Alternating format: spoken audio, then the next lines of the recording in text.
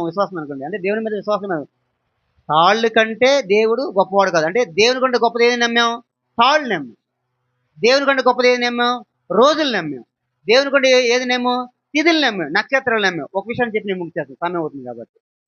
కానీ ఇప్పుడు మనకు చాలా సార్లు మనం అనుకుంటామంటే, ఒక ఆయన చెప్తూ ఉంటాడు, ఇదిగో నీకు నీవు కనుక ఆ పని చేపెడితే గురుడు, శుక్రుడు, బుధుడు అన్ని అడ్డంగా వచ్చేస్తాయి అంటున్నాడు.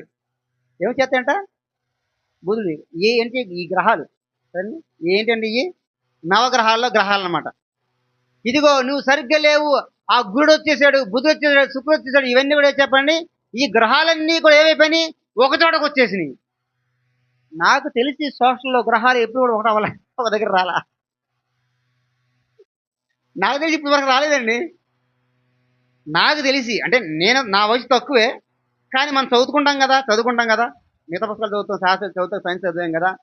నేను చదువుకున్నప్పుడు భూమి పుట్టినది మొదలుకొని ఈ రోజు వరకు అన్ని గ్రహాలు ఒక చోటకు చేరలేదు. చేరిందంటే భూమి అంతం అంతేనా?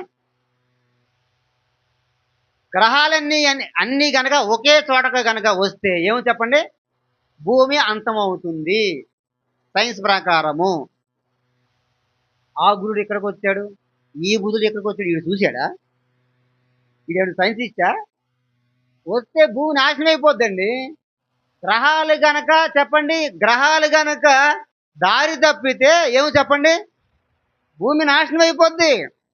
చంద్రుడు కూడా ఒక గ్రహమే. చంద్రుడు స్థానంలో లేకపోతే ఏం చెప్పండి? లేకపోతే సూర్యుడు కూడా ఒక గ్రహమే. సూర్యుడు స్థానంలో లేకపోతే ఏం చెప్పండి? నాశనం అయిపోద్ది భూమి.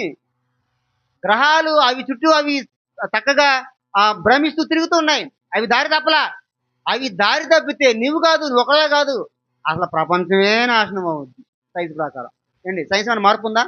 అప్పుడు మార్పు లేదు, ఇప్పుడు మార్పు, ఎప్పుడు మార్పు ఉంది సైన్స్ ప్రకారం.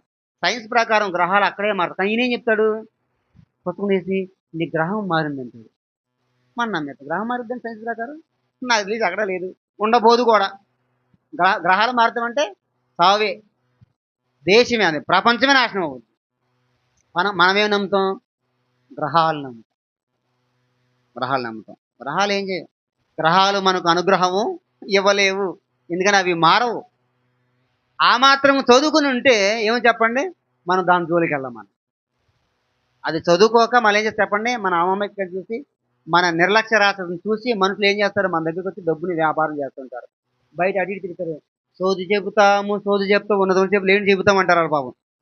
వాళ్ళు ఒప్పుకుంటారు. ఎవరు? మేము సోదరులు రాబ్బాయి సోది చెప్తామని మనం చెప్పించుకుంటాం. అసలు సోదరులు ఎవరు? మనమే.